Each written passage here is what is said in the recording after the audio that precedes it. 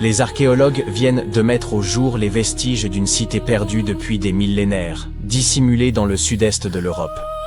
Ils étaient convaincus qu'il ne s'agissait que d'un ancien avant-poste défensif, mais de nouvelles fouilles bouleversent radicalement cette interprétation.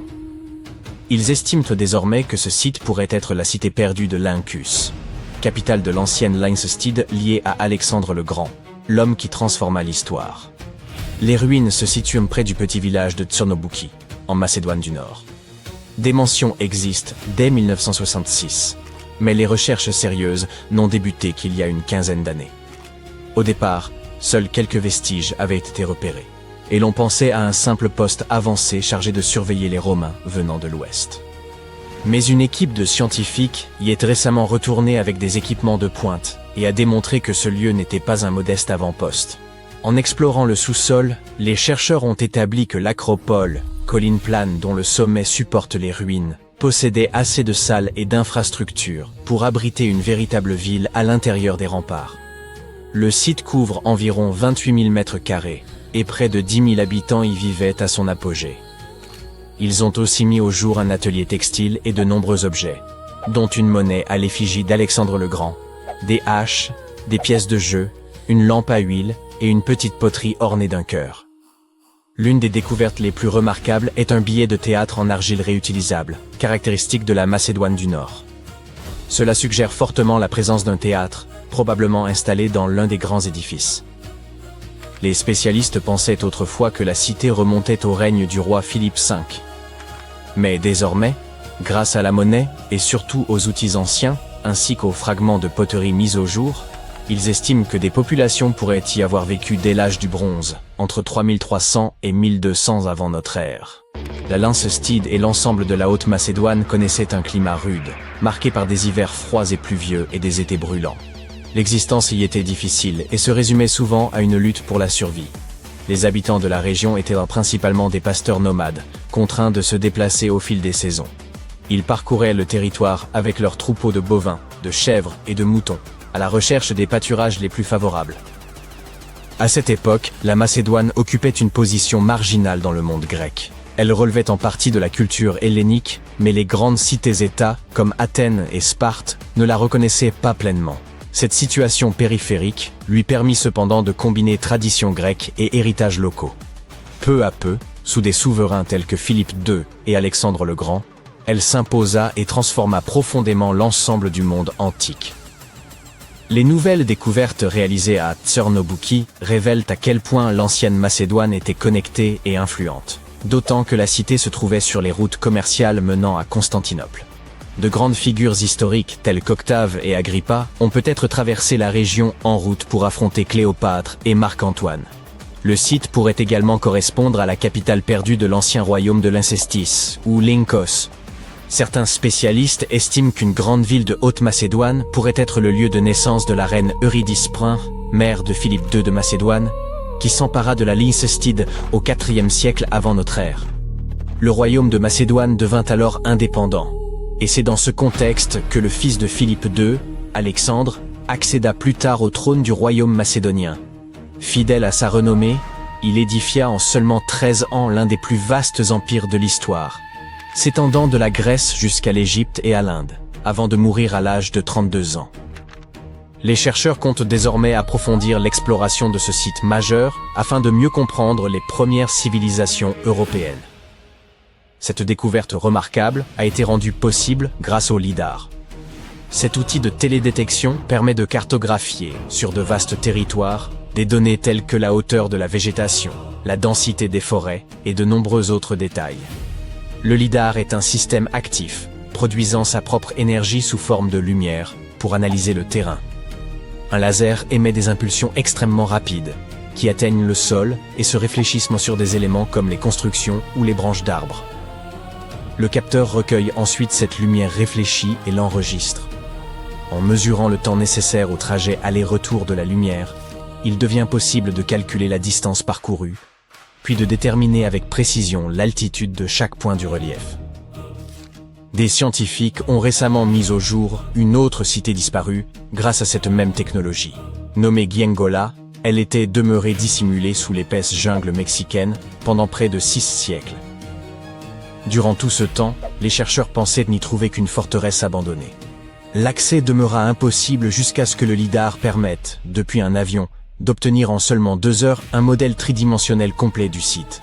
Giengola fut édifiée à l'époque précolombienne, entre 1350 et 1521. Elle s'étendait sur 360 hectares, comptait plus de 1100 édifices, près de 4 km de murailles défensives et un vaste réseau de voies intérieures. La cité présentait un plan urbain soigneusement organisé, avec temples, terrains de jeux de balles et quartiers distincts pour les élites et pour le peuple. Elle constituait un centre majeur pour les apothèques, installés dans la région depuis environ 600 avant notre ère. Les familles y vivaient dans des maisons disposées autour de larges patios centraux, entourés de pièces, qu'elles agrandissaient au fil du temps et des naissances. Enserrés par les montagnes, les habitants exploitaient chaque parcelle constructible des pentes et utilisaient même le drainage naturel pour s'approvisionner en eau. Leur savoir-faire apparaît remarquable, nombre de constructions étant encore debout aujourd'hui. Mais au début du XVIe siècle, le manque d'eau potable et de terres agricoles les contraignit à se déplacer vers Tehuantepec. Les archéologues entendent désormais approfondir l'étude de l'organisation zapotèque, de leur système politique et de leur premier contact avec les Espagnols, en analysant l'ensemble des 1170 bâtiments révélés par le lidar, un travail qui nécessitera plusieurs années. Une autre découverte récente, issue de la même technologie novatrice, concerne une immense cité antique longtemps dissimulée sous l'épaisse canopée de la forêt amazonienne. Un vaste réseau de maisons, de places, de routes et de canaux reposait à l'ombre d'un imposant volcan. Beaucoup de chercheurs pensaient jusqu'alors que les anciens peuples amazoniens vivaient dans de modestes huttes et défrichaient quelques clairières pour subsister. Or cette ville, fondée il y a 2500 ans et occupée durant près d'un millénaire, a infirmé cette vision et profondément modifié les certitudes. Les scientifiques estiment désormais que des dizaines, voire des centaines de milliers d'individus vivaient au sein de sociétés urbaines complexes. Les relevés ont révélé 6000 plateformes rectangulaires d'environ 20 mètres sur 10 et hautes de 2 à 3 mètres, groupées autour de places centrales, reliées par des routes parfaitement rectilignes et des axes se croisant à angle droit. L'une de ces voies atteignait 26 km. L'aménagement de tracés aussi réguliers exigeait un effort considérable, et certaines routes pourraient avoir revêtu une signification spirituelle ou cérémonielle. La prospérité de cette civilisation reposait sur les sols fertiles du volcan voisin, qui pourrait aussi avoir contribué à son déclin. Des fossés défensifs signalent en outre des menaces extérieures, peut-être des tentatives d'intrusion. Les chercheurs s'apprêtent maintenant à étudier les 300 km² adjacents, afin de mieux comprendre cette société étendue et complexe, susceptible d'avoir dépassé en ampleur les célèbres civilisations mayas du Mexique et d'Amérique centrale. Savez-vous quelle quantité d'or a été extraite par l'humanité au fil de l'histoire? Environ 233 000 tonnes. Et les 2/3 de cette masse furent exploités après les années 1950. Divers pays, époques et des milliers de personnes impliquées. Mais que se passerait-il si d'immenses gisements d'or étaient découverts en un seul lieu? Et si un immense gisement de minerai d'or était révélé? Non, pas juste immense, mais proprement gigantesque. C'est exactement ce qui a été mis au jour en Chine. Un groupe de géologues a identifié environ 40 filons d'or, renfermant approximativement 330 tonnes de minerai. Mais ce n'est pas tout. La modélisation 3D a révélé que davantage d'or repose en profondeur. À quelques 3000 mètres, plusieurs centaines de tonnes supplémentaires pourraient se trouver. En tout, il est possible qu'ils découvrent des gisements totalisant près de 1100 tonnes d'or. Pouvez-vous concevoir pareille quantité? Cela correspond à environ 70 milliards d'euros. Waouh! Les experts indiquent que ce gisement recèle environ 139 grammes d'or par tonne de minerai. Cela peut sembler dérisoire, mais c'est en réalité un taux remarquable dans l'exploitation aurifère.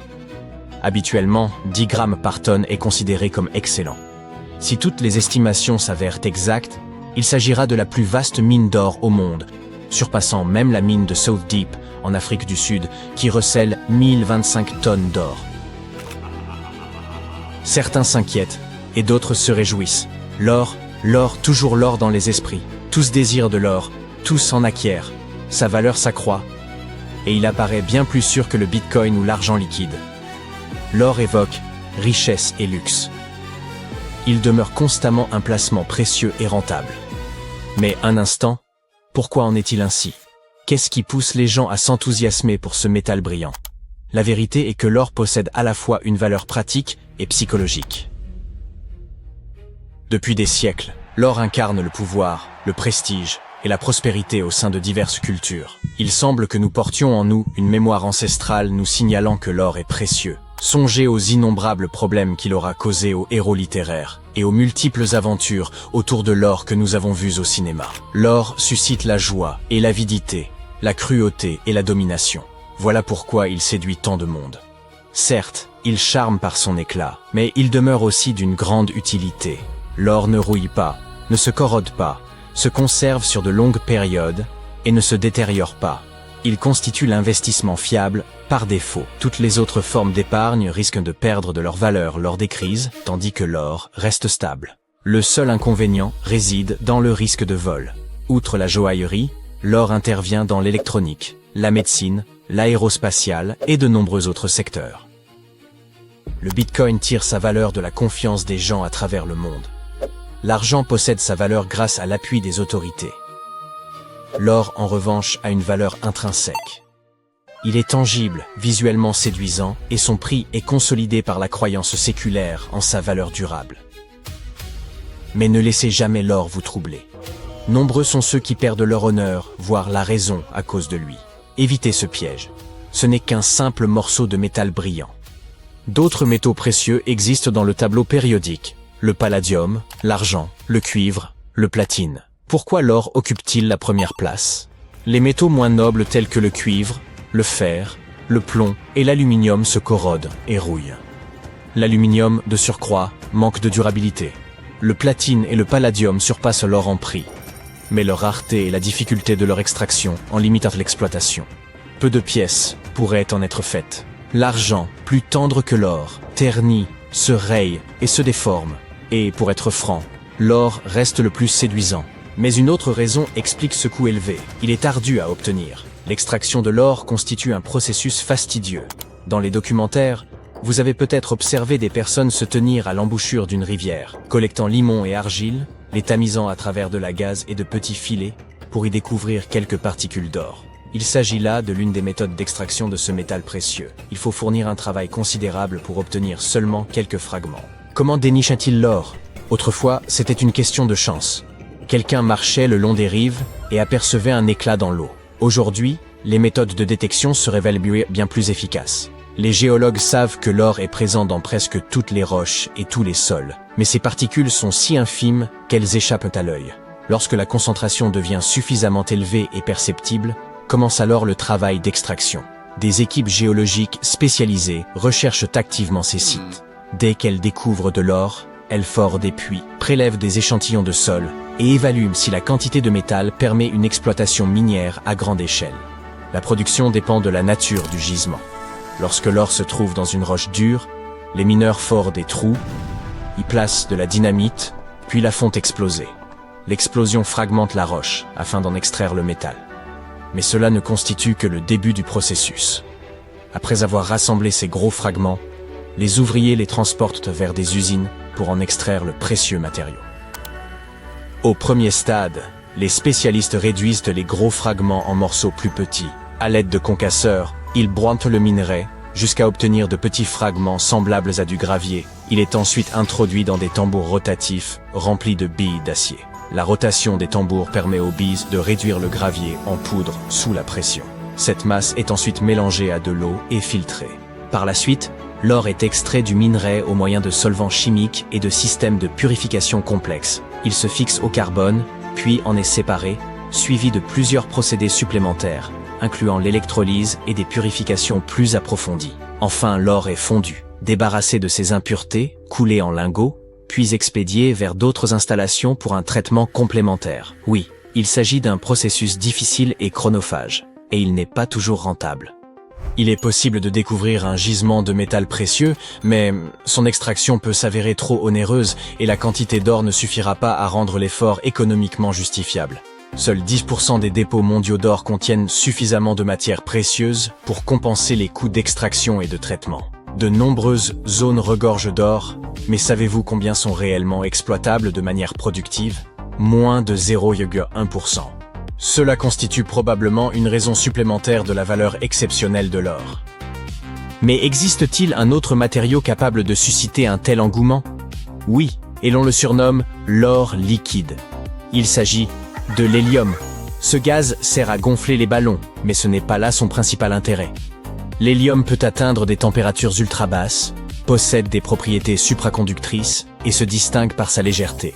Il est utilisé en médecine pour le diagnostic, notamment pour l'imagerie par résonance magnétique. L'hélium refroidit les réacteurs nucléaires et régule la température du carburant des fusées lors du lancement. Lors de plongées profondes, les plongeurs respirent un mélange d'hélium et d'oxygène pour éviter les troubles liés aux variations de pression. L'hélium s'avère ainsi indispensable au monde moderne. Un autre matériau précieux est le graphène. Ce n'est pas seulement l'un des matériaux les plus résistants au monde. C'est également un excellent conducteur. La chaleur et l'électricité le traversent aisément, ce qui le rend extrêmement prometteur pour le développement de... Quoi exactement? Étant donné que le graphène est aussi flexible, hydrofuge, non toxique et doté de propriétés antibactériennes, il se prête au développement d'innombrables applications. Équipements médicaux, génie mécanique, électronique, construction, logistique, conservation énergétique, industrie spatiale et sous-marine, et bien plus encore. Les savants estiment que le graphène pourrait permettre l'émergence de technologies révolutionnaires susceptibles de transformer la vie de tous. Un processus similaire s'est produit avec le silicium, largement utilisé pour produire des semi-conducteurs et des batteries rechargeables. Sans silicium, nous ne disposerions probablement pas de smartphones, d'ordinateurs portables, ni d'autres appareils électroniques. Le graphène pourrait lui aussi provoquer un nouveau bond technologique. Lorsque le monde s'orientera vers les énergies renouvelables et que les transports électriques se généraliseront, le graphène pourrait devenir le véritable or technologique. Les tests sur les batteries au graphène ont démontré qu'elles se rechargent plus de 70 fois plus vite que les classiques et durent 3 fois plus longtemps. Par ailleurs, elles sont peu coûteuses et respectueuses de l'environnement. Impressionnant certes, mais où peut-on se procurer ce graphène? Il est extrait du graphite, présent dans les entrailles de la Terre. L'un des plus vastes gisements se situe en Australie méridionale, avec 200 millions de tonnes de graphite de haute qualité, une quantité qui semble suffisante pour alimenter la planète entière. Eridu, une mégapole antérieure à la première civilisation connue, et plus ancienne que les pyramides de Gizeh, gisait enfouie dans les sables du désert mésopotamien depuis plus de 2000 ans. Une découverte scientifique récente bouleverse désormais nos connaissances sur cette cité antique. Les chercheurs ont mis au jour plus de 4000 canaux autour d'Eridu, qui alimentaient en eau plus de 700 fermes exploitées entre le 6e et le début du 1er millénaire avant notre ère. Eridu fut fondée vers 5400 avant Jésus-Christ et fut la ville des premiers rois, ainsi que la première cité historique selon la liste royale sumérienne, ce texte ancien gravé sur une tablette d'argile. Les anciens Sumériens croyaient que cette ville avait été créée par les dieux lorsqu'ils décidèrent de s'établir sur Terre. Eridu occupe une place si importante dans les mythes et légendes sumériens qu'on finit par la considérer, à un certain moment, comme un lieu purement mythique. Le mythe le plus célèbre raconte que les cieux furent courroucés par le tumulte des humains et qu'ils envoyèrent un grand déluge pour les anéantir. Une étude récente a révélé que l'Euphrate constituait la source d'eau de l'ensemble de la cité. Les chercheurs ont cartographié les vestiges du paysage ancien et identifié un réseau sophistiqué de canaux d'irrigation artificielle. Ils ont découvert 200 canaux principaux captant l'eau de l'Euphrate, lesquels alimentaient à leur tour 4000 canaux secondaires. L'équipe a mobilisé images satellitaires, vues par drone, analyse des sols, anciens registres et technologies de télédétection pour en dresser la cartographie complète. Les 700 fermes bénéficiaires présentaient des superficies variées, allant de 460 à plus de 18 000 mètres carrés. Les canaux principaux mesuraient de près de 1000 mètres de long, certains s'étendant sur plus de 8 km, tandis que les plus petits pouvaient n'atteindre que 10 mètres. En Mésopotamie, les rivières constituaient la principale source d'eau pour l'agriculture, obligeant les cultivateurs à maîtriser l'art d'acheminer l'eau depuis le fleuve jusqu'à leurs champs. Tout débuta par des techniques rudimentaires, telles que le creusement de petites rigoles, mais au fil des générations, ils apprirent à édifier d'immenses canaux, atteignant parfois 100 km de long. L'Euphrate lui-même facilitait leur tâche. L'eau descendait naturellement le long de ces berges surélevées, et les brèches naturelles la laissaient s'épancher sur les terres voisines. Les chercheurs ignorent à quelle époque chaque canal fut utilisé, et il paraît improbable que les 4200 canaux aient fonctionné simultanément durant cette vaste période. Eridu fut jadis un centre religieux et commercial d'une grande importance, grâce à sa position stratégique sur le golfe Persique. Son économie reposait essentiellement sur la pêche, rendue possible par les eaux de l'Euphrate. Les chercheurs y ont découvert des filets et des poids de pêche, ainsi que des ballots entiers de poissons séchés. On y a également trouvé des modèles de bateaux en roseau, première preuve matérielle connue de navires construits par l'homme. La cité prospéra jusqu'à son abandon, vers 600 avant notre ère, pour une raison que les scientifiques ne parviennent toujours pas à expliquer. Les habitants, tout comme les pèlerins et marchands de passage, avaient épuisé les ressources locales et durent laisser la terre se régénérer à plusieurs reprises avant de partir définitivement. Cela coïncida avec le moment où l'Euphrate changea de cours, privant la ville de sa source vitale d'eau. Bien des siècles plus tard, en 1854, un fonctionnaire britannique nommé John George Taylor fut envoyé en mission dans la région afin d'examiner un site isolé, Tel Abu Shahrain, constitué d'un ensemble de monticules appelés Tels, vestiges d'anciens peuplements humains. D'abord, Taylor demeura peu impressionné. Il espérait tomber sur des trouvailles majeures, telles que des statues, des inscriptions ou les ruines de temples et de palais. Faute de temps, il ne découvrit que des murs, des drains, des plateformes de pierre et des fragments de colonnes en calcaire ornés de minuscules cônes en mosaïque. Il ignorait alors que ces monticules apparemment sans intérêt abritaient l'une des plus anciennes cités terrestres, Eridu. L'intérêt du British Museum fut immédiat, mais les premières fouilles de grande ampleur ne débutèrent qu'en 1946. Les autorités irakiennes s'y impliquèrent activement, espérant éclairer les origines les plus anciennes de l'histoire mésopotamienne. Les archéologues se concentrèrent alors sur le monticule 1, un vaste tel atteignant la hauteur d'un immeuble de 8 étages.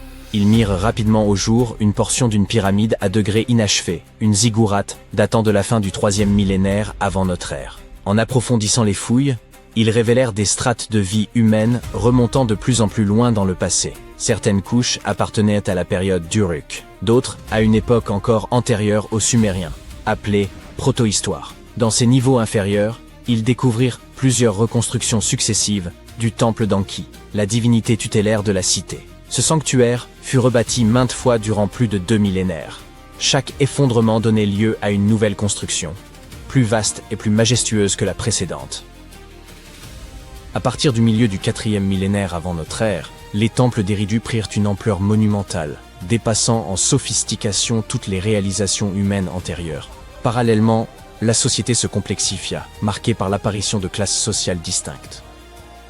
Finalement, les habitants cessèrent de reconstruire le temple et érigèrent, vers 2100 avant notre ère, une pyramide à degrés sur les ruines.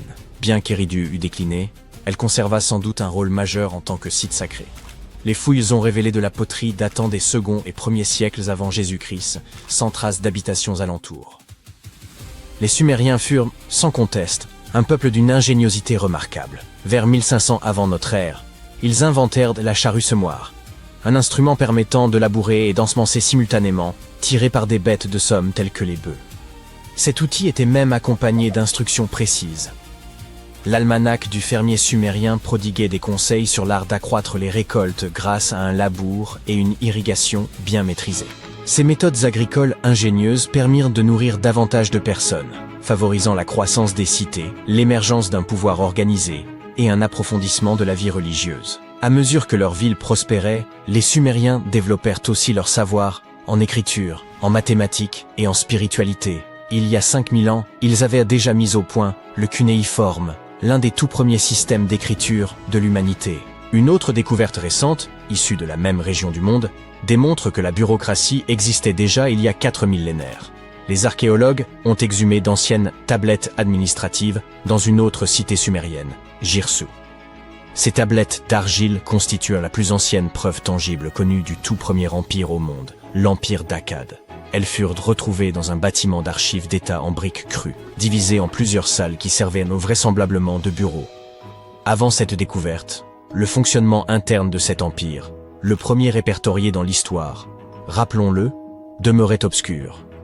Mais, grâce aux fouilles menées à Girsu, les chercheurs disposent désormais de preuves claires et irréfutables de l'existence d'un système administratif élaboré. Ces documents consignaient tout: livraison, dépenses et inventaire, des poissons et moutons jusqu'aux grains, tissus et pierres précieuses. Ils comportent également des registres de population mentionnant les noms, âges et métiers des hommes, des femmes et des enfants. Une forme primitive de recensement. Ces données ont révélé que les femmes occupaient une place essentielle dans la société akkadienne. Certaines femmes occupèrent des positions d'influence, telles que celles de grandes prêtresses. Les tablettes révèlent aussi une large variété de métiers. Des artisans qualifiés comme les tailleurs de pierre aux travailleurs plus modestes, tels que les balayeurs des temples. Certaines contiennent même des plans de bâtiments, des schémas de champs et des cartes de canaux, preuve que l'Empire disposait d'une organisation et d'une planification très structurée. La cité finit toutefois par se révolter et conquérir son indépendance, mettant fin à 150 ans de domination akkadienne. Aujourd'hui, les chercheurs nettoient et traduisent ces tablettes pour en saisir tout le sens. Ces nouvelles découvertes remplacent les théories anciennes et offrent une vision plus exacte du pouvoir et du système administratif de l'Empire d'Akkad. Ils y sont enfin parvenus. Après 3 siècles de quête, des archéologues ont identifié l'emplacement de la mystérieuse terre du jaguar blanc, une cité maya tapie au cœur des jungles mexicaines. Tout débuta véritablement au XVIe siècle avec les Lacandons, irréductibles descendants des Mayas, doués d'une exceptionnelle résilience. Lorsque leur capitale principale, la Camtún, tomba aux mains des Espagnols en 1586, beaucoup auraient considéré la cause perdue. Eux pourtant se replièrent plus profondément dans la forêt tropicale et édifièrent leur ultime bastion, Sac-Balan, une place fortifiée dissimulée, faite de temples de pierre, de sentiers tortueux noyés dans la jungle et de singes hurleurs jouant les sentinelles tapageuses. Durant plus d'un siècle, ils y préservèrent leurs traditions, loin de toute domination européenne.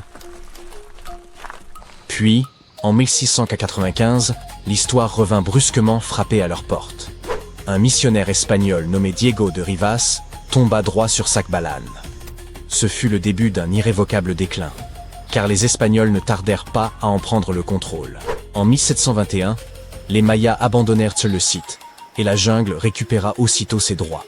Racines éventrant les murs, lianes étouffant les places. La cité ne s'évanouit pas. Elle fut littéralement dévorée par la nature.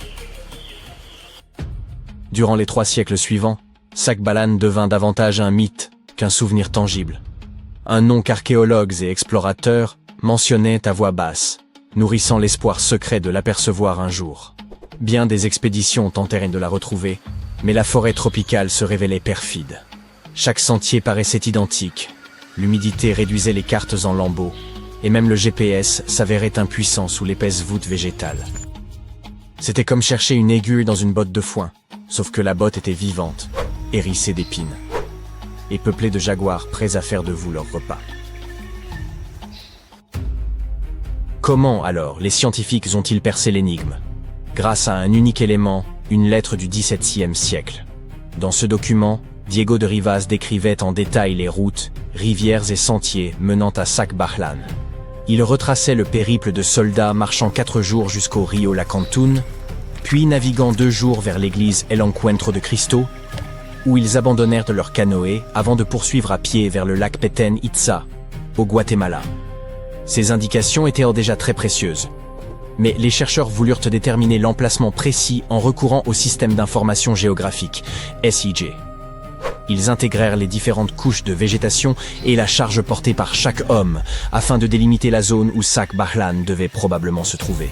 Le calcul fut concluant. Guidés par ces résultats, les archéologues se frayèrent un chemin dans la jungle et découvrirent des temples de pierre surgissant du sol tels des dents brisées, ainsi que des outils, des céramiques et même une église espagnole nichée au cœur des vestiges.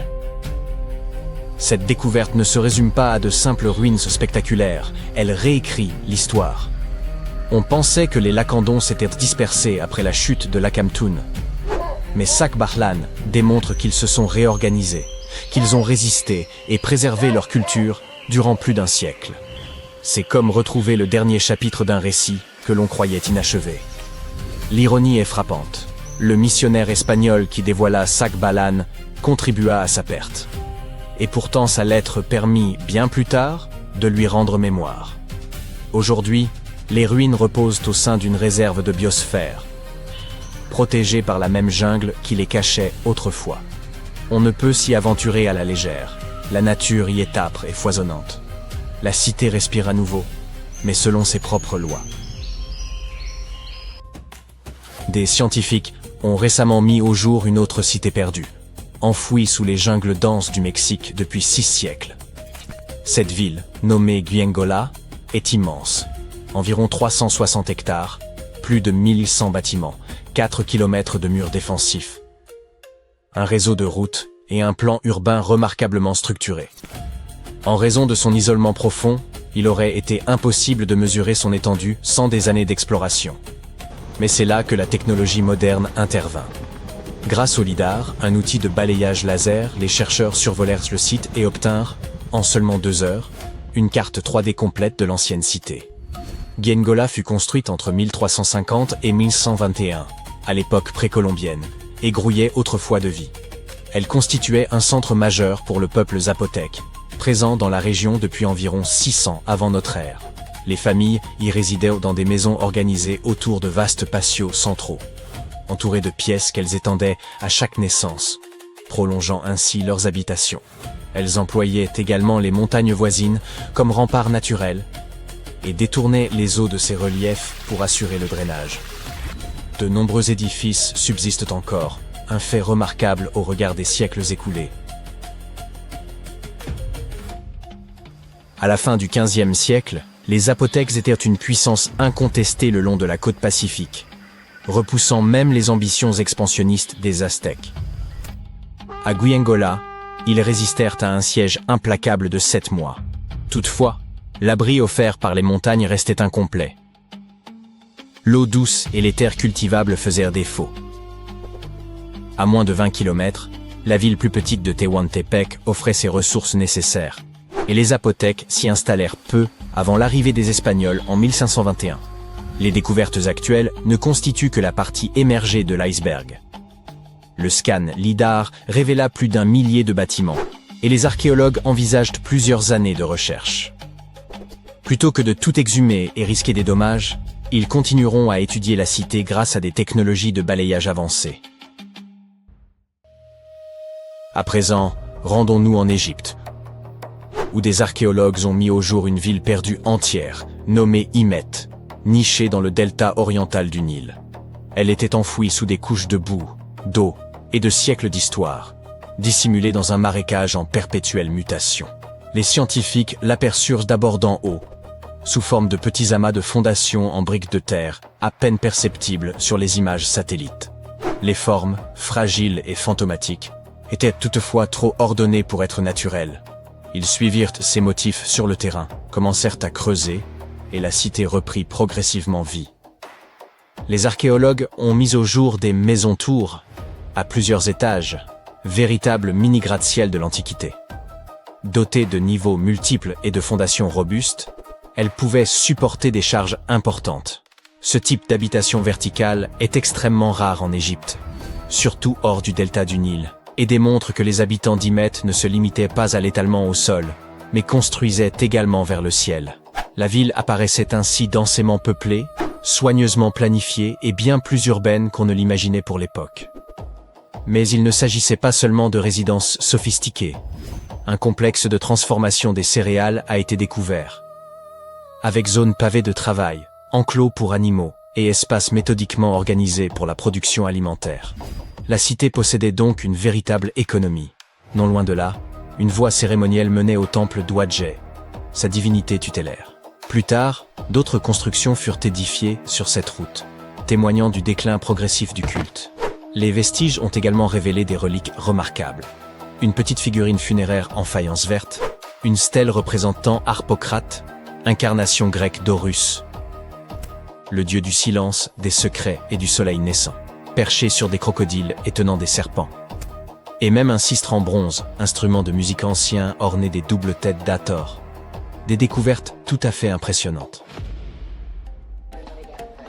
Il apparaît qu'Hymès fut occupé dès le IVe siècle avant notre ère, de la période tardive jusqu'à l'époque romaine.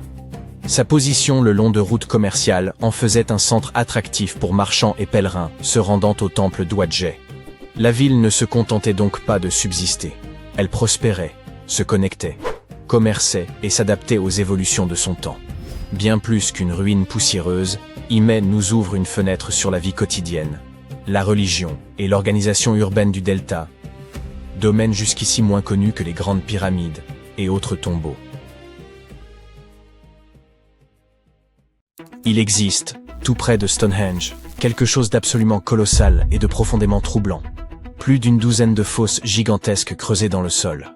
Toutes sont disposées avec une étrange précision et dessinent un cercle parfait de plus d'1 kilomètre de diamètre. Durant des années, nul ne sut les expliquer. Trop vastes pour des pièges, trop ordonnés pour des gouffres naturels, bien trop volontaires pour être dus au hasard.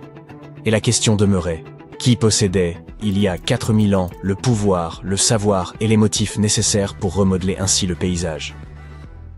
Ces fosses encerclent un site nommé Durrington Walls. Vaste colonie néolithique, située à quelques minutes de marche de Stonehenge. Les archéologues estiment à présent qu'elles furent creusées vers 2500 avant notre ère, durant le néolithique récent, à une époque où l'on vivait censément d'une agriculture simple, sans outils métalliques, sans écriture ni mathématiques modernes. Chaque cavité atteint près de 9 mètres de large et descend à environ 4 ou 5 mètres, formant ensemble un anneau presque parfait.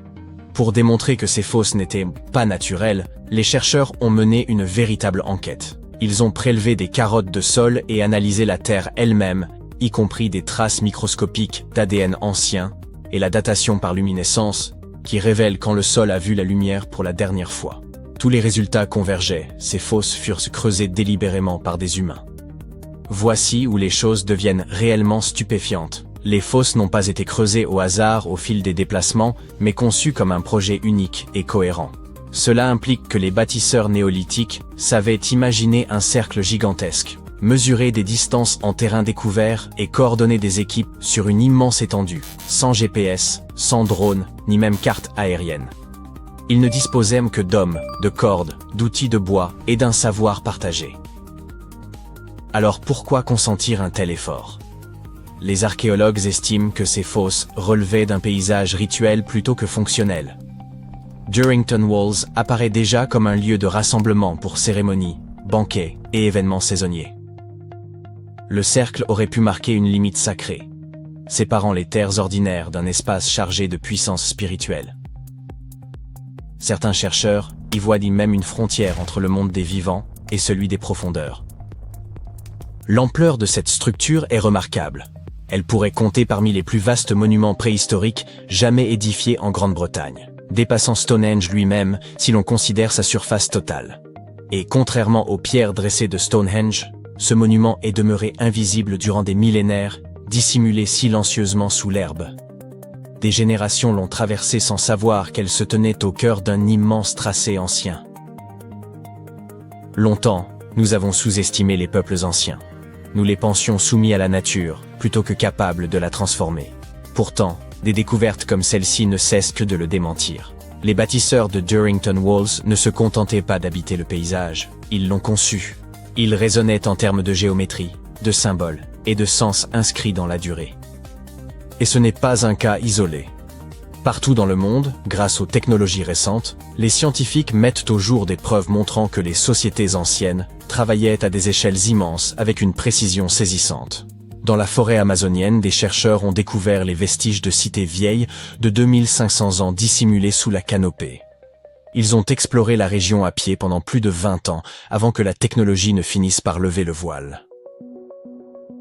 Le lidar, comparable à une vision à rayon X capable de balayer un paysage à l'aide de lasers pour retirer virtuellement la jungle, a cartographié plus de 260 km². Il a permis d'identifier plus de 6000 plateformes rectangulaires de terre, sans doute des habitations ou des édifices publics, ainsi que des terrasses agricoles, des réseaux de drainage et des champs soigneusement modelés. Rien d'aléatoire ici. Au moins 15 implantations distinctes apparaissaient, reliées par de larges routes droites traversant le terrain. Ces voies ne suivaient ni les rivières ni les pentes, mais se croisaient à angle droit parfait, dessinant une véritable grille. Les chercheurs estiment que des populations des cultures Kilamop et Upano y vécurent entre environ 500 avant et 300 à 600 après Jésus-Christ. Elles cultivaient le maïs et la patate douce, transformaient le relief et bâtirent un système durable pendant des siècles. De telles découvertes révèlent une réalité frappante. Bien plus de gens vivaient en Amazonie qu'on ne l'avait jamais supposé, des dizaines, voire des centaines de milliers. Et ils ne se bornaient pas à y subsister. Ils façonnaient activement leur environnement. Comme à Durrington Walls, l'essentiel de l'histoire demeurait visible sans être compris, jusqu'à ce que la technologie rattrape enfin le passé. Puis vient le Pérou, avec l'un des plus grands casse-têtes de l'archéologie, les lignes de Nazca. Ces figures colossales d'animaux, de plantes et de formes géométriques s'étirent sur le sol comme un message ancien, si vaste que seuls les oiseaux ou les satellites peuvent en saisir l'ensemble. Pendant des décennies, on a cherché à comprendre pourquoi les Nazca les avaient tracés, comment ils s'y étaient pris, et ce que signifiaient ces motifs monumentaux. Longtemps, l'énigme est restée irrésolue. En parcourant le désert ou en le survolant, les archéologues repérèrent des lignes et des silhouettes et se demandaient s'il en manquait. Car celles déjà connues n'étaient que la partie visible de l'ensemble. Le travail de terrain traditionnel, lentement mené à la main, exigeait un temps considérable. Et malgré cela, des dizaines de dessins plus discrets demeuraient trop ténus pour être perçus à l'œil nu. Ainsi, au lieu de parcourir le désert à pied, les chercheurs ont appris à l'intelligence artificielle à reconnaître des motifs dans les images aériennes et celles prises par drone. Ils ont nourri des modèles entraînés avec des téraoctets de clichés, et l'IA a commencé à signaler des formes, des courbes et des contours anciens dissimulés depuis des siècles. En à peine 6 mois, elle a repéré 303 géoglyphes, jusque-là inconnus dans le désert de Nazca. Cela a presque doublé le nombre de figures recensées et révélé des catégories entières de dessins. Certaines de ces formes sont minuscules, de quelques mètres à peine, mais voisines de figures géantes comme le colibri ou le singe. Grâce à ces découvertes, les chercheurs peuvent enfin éprouver leurs hypothèses sur la fonction des lignes. Il apparaît qu'elles n'étaient pas de simples ornements. Beaucoup servaient sans doute de parcours ou d'itinéraires pour des déplacements rituels. Et qu'on se rassure, l'IA ne remplace pas les archéologues. Ceux-ci vérifient chaque piste sur le terrain et interprètent tout ce que les machines mettent au jour. De retour en Grande-Bretagne, le cercle de Fos se rattache aussi à une structure encore plus ancienne. Un site du début du néolithique nommé Robin Hood's Ball. Éloigné des pierres célèbres, il semblait tout à fait secondaire. Pourtant, il s'avère que Robin Hood's Ball remonte à environ 3600 avant notre ère, soit près de 5 siècles avant Stonehenge. Il s'agit de ce que les archéologues appellent une enceinte à fossés interrompus, un vaste ouvrage circulaire de talus et de tranchées discontinues. Les fossés y sont divisés en courts segments séparés par de petits intervalles. Loin d'exclure les gens, cet ensemble devait les rassembler. Les archéologues pensent que ces enceintes servaient de lieux de regroupement, de festins, de rituels et de cohésion sociale pour les premières communautés agricoles. Puis survint un rebondissement inattendu. Lors de l'aménagement d'un terrain à Larkhill, sur une colline au nord-est de Stonehenge, destinée à des logements militaires, les archéologues mirent au jour les traces d'une autre enceinte de ce type. La carte s'en trouva bouleversée. Le paysage ne s'était pas développé à partir de Stonehenge. Il était déjà animé bien avant l'érection des pierres. En poursuivant les fouilles, les chercheurs découvrirent des centaines d'outils en silex, de fines pointes de flèches en forme de feuilles, des fragments de crânes humains et des bois de cervidés, sans doute employés pour creuser. Puis apparut la poterie. Des styles différents surgissaient selon les secteurs, dans les fossés ou dans des fosses voisines. Or ces styles sont de véritables empreintes culturelles. Leur diversité suggère que plusieurs groupes fréquentèrent le même lieu, y apportant leurs traditions, leurs outils et leurs objets. Tout cela transforme notre regard sur Stonehenge. Les pierres n'ont pas jailli du néant. Elles se sont dressées dans un paysage déjà chargé de sens, de mémoire et de circulation. Chaque découverte nouvelle, qu'elle provienne de Stonehenge, de l'Amazonie ou du Pérou, oblige les archéologues à réécrire les manuels et le monde entier à repenser l'idée de progrès. Il apparaît que les anciens compensaient l'absence d'acier et d'électricité par l'observation, l'inventivité et un sens partagé. Saviez-vous que des arbres poussaient, jadis au cœur du désert sec et brûlant du Sinaï égyptien? Aussi surprenant que cela puisse paraître, c'est pourtant exact. Récemment, des archéologues ont mis au jour une avenue bordée d'arbres, une authentique voie verte, menant à une immense forteresse ancienne. Non, ce n'est ni un mirage, ni une illusion, née d'un esprit trop fertile, bien que le mien le soit. Cette découverte renverse complètement notre perception de la vie dans les déserts de l'Égypte ancienne. Faisons un bref retour en arrière. Le site concerné, baptisé Tel Abou Saifi, se trouve dans le nord de la péninsule du Sinaï. Longtemps considéré comme un simple recoin poussiéreux de l'histoire, on l'associait à des vestiges datant des époques ptolémaïques et romaines. Autrement dit, les siècles ayant suivi la conquête d'Alexandre le Grand et l'appropriation du territoire par l'Empire romain. Or, une récente campagne de fouilles, menée à l'initiative du ministère égyptien du Tourisme et des Antiquités, a révélé bien plus qu'un avant-poste oublié. Il s'agissait d'une véritable forteresse militaire, dotée de tranchées défensives, de routes pavées, de fours à chaux, de casernes, et même de logements pour les familles des soldats. Ériger autant d'habitations en plein désert n'a rien de très accueillant, sauf si l'on se souvient de l'élément vedette du site.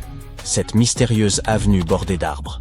Cette voie mesurait plus de 90 mètres de long sur 11 mètres de large, soit la longueur d'un terrain de football, et était pavée de dalles calcaires. De part et d'autre s'alignaient plus de 500 fosses de plantations façonnées dans l'argile.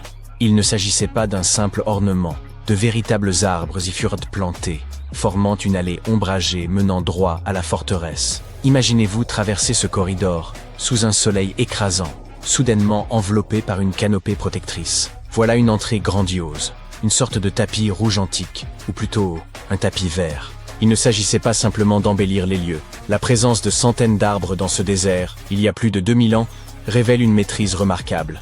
Les Égyptiens de l'ère ptolémaïque n'étaient pas seulement des bâtisseurs de monuments. Ils excellaient aussi dans la gestion de l'eau. Dans une région où la pluie est aussi rare qu'un selfie avec le pharaon, ils ont réussi à faire pousser des arbres en rang serré. Prenez un instant pour y songer. Pour réussir à irriguer autant d'arbres dans le désert, il leur fallait un système d'irrigation ou de transport d'eau remarquablement élaboré. Un dispositif capable d'acheminer et de répartir l'eau avec efficacité dans un environnement aussi hostile. Ont-ils canalisé des nappes souterraines, capté des pluies saisonnières, employé un ingénieux système d'arrosage, peut-être pas aussi sophistiqué, mais tout de même, leur avance était indéniable. Voici ce qu'il faut garder à l'esprit. Les Égyptiens avaient déjà démontré une parfaite maîtrise de la gestion des eaux. Grâce à des fossés et à un vaste réseau de canaux, ils avaient su dompter le Nil pour irriguer des terres éloignées. L'irrigation ne représentait donc pas un mystère pour eux. Leur savoir-faire était réel. Et de surcroît, le climat du Sinaï, il y a 2 millénaires, fait encore débat. Nombreux sont ceux qui estiment que cette région était autrefois plus verdoyante. Il suffit d'observer ces montagnes abruptes et ces reliefs tourmentés, semblables à des sculptures façonnées par la puissance d'anciens cours d'eau, pour soupçonner que l'eau y jouait jadis un rôle bien plus considérable. De plus, les archéologues ont mis au jour de nombreux indices attestant que les Égyptiens de l'ère ptolémaïque cultivaient fruits, vignes et arbres à grande échelle. Autrement dit, faire pousser une forêt dans le désert peut nous sembler incroyable, mais pour eux, ce n'était qu'un mardi ordinaire. À présent, cette avenue verte pousse les archéologues à s'interroger. Et si des systèmes d'irrigation semblables avaient été employés ailleurs? Par exemple, pour acheminer les immenses blocs de pierre utilisés dans la construction des pyramides. Il existe déjà une théorie selon laquelle des rivières anciennes ou des canaux artificiels auraient facilité leur déplacement. Et la découverte de Tel Abou Saifi? Eh bien, elle pourrait bien constituer la pièce manquante du puzzle.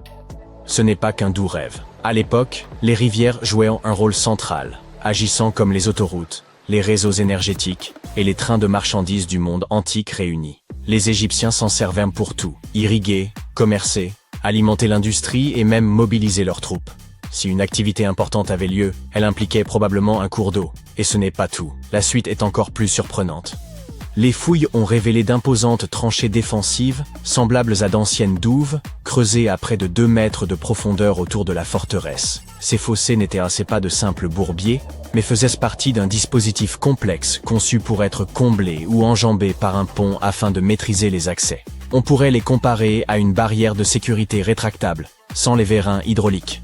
Tandis que ces tranchées protégèrent de la forteresse des intrusions, la vie y battait son plein. Comme nous l'avons mentionné, les archéologues ont découvert des logements militaires. Il semblerait que les soldats y vivaient avec leurs familles. Ainsi, cette forteresse n'était pas qu'un simple baraquement, mais une véritable communauté dynamique, avec ses repas, ses habitudes, des enfants s'amusant ça et là, et certainement beaucoup de bavardages autour de la table. En plus des aspects militaires, les chercheurs ont découvert 4 vastes fours à chaux servant à produire de la chaux vive, un élément crucial pour fabriquer le mortier de construction. Ces fours indiquent qu'à la fin de l'ère romaine, Tel Abou Saifi est devenu un centre industriel important, fournissant les matériaux nécessaires à la construction et à la réparation des bâtiments, un véritable pôle d'activité artisanale.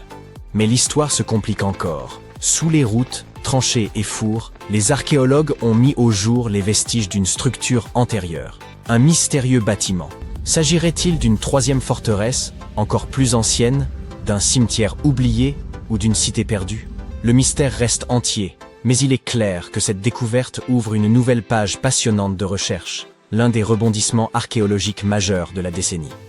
Que faut-il en conclure? Eh bien, pour commencer, cela bouleverse bon nombre d'idées reçues sur la vie dans les déserts de l'Égypte ancienne.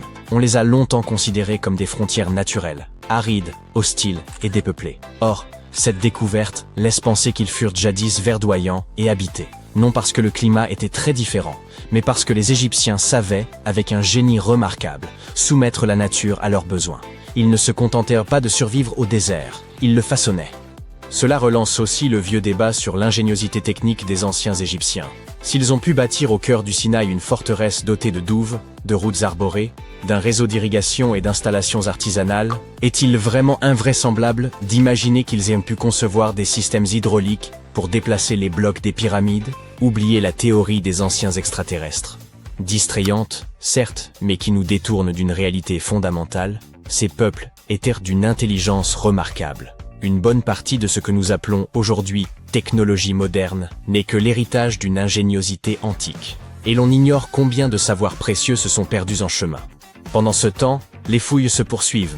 Les chercheurs entreprennent une cartographie complète de Tel Abou Saifi afin de comprendre l'agencement global du site. Certains envisagent d'analyser le sol pour repérer d'anciennes racines, voire identifier les essences qui poussaient autrefois. Si des palmiers dattiers s'y trouvaient, par exemple, nous serions peut-être face à la plus ancienne allée de fruits secs au monde. Vous vous doutez bien que l'intérêt de ces découvertes dépasse le seul cadre de l'histoire. Elles résonnent aussi avec les défis de notre époque. Face aux dérèglements climatiques et aux canicules de plus en plus éprouvantes, il devient urgent de se demander ce que ces civilisations disparues, capables de faire fleurir le désert, pourraient encore nous enseigner. S'il fallait ne retenir qu'une chose, Tel Abou Saifi nous rappelle que la civilisation égyptienne ne se résume pas à des pyramides, des pharaons et leurs momies. Ce peuple comptait des bâtisseurs clairvoyants, des architectes du vivant et des esprits résolument pragmatiques. Ils n'attendaient pas que la nature comble leurs besoins. Ils la façonnaient selon leurs desseins. Et grâce à des trouvailles comme celle-ci, nous discernons mieux l'ampleur de leurs avancées et, disons-le, de leur impressionnante modernité. Ainsi, la prochaine fois que l'on vous décrit le désert comme un espace stérile, vous pourrez rétorquer avec aplomb qu'il y a plus de 2000 ans, en plein cœur du Sinaï, s'élevait une forteresse avec des douves, une avenue bordée d'arbres, des casernes, des ateliers, et même une structure secrète enfouie sous terre. Voilà qui remet les pendules à l'heure, d'une comprise. Et qui sait quels autres vestiges y sont encore enfouis, attendant de réécrire l'histoire. L'Égypte régnait comme détentrice de la plus ancienne pyramide connue, jusqu'à ce qu'une structure récemment mise au jour en Indonésie semble la devancer de plusieurs millénaires. Si cette hypothèse se confirme, cela réécrirait notre histoire. La première pyramide aurait émergé durant la dernière ère glaciaire et se dresserait aujourd'hui au cœur de la jungle. À première vue, Gunung Padang n'évoque guère une pyramide, L'ensemble paraît plutôt une vaste éminence jonchée de pierres éparses. Toutefois, des fouilles récentes ont révélé, bien en profondeur, des aménagements lithiques enfouis en plusieurs strates, nettement plus anciennes et plus profondes qu'on ne l'imaginait. Nous parlons d'une datation pouvant atteindre 27 000 ans. L'affaire devient capitale dès lors qu'elle touche à l'histoire humaine. À ce jour, la plus ancienne société connue possédant un tel savoir architectural remonte à environ 11 000 ans et occupait la région correspondant à la Turquie actuelle. Nous avons déjà abordé Göbekli Tepe dans d'autres vidéos.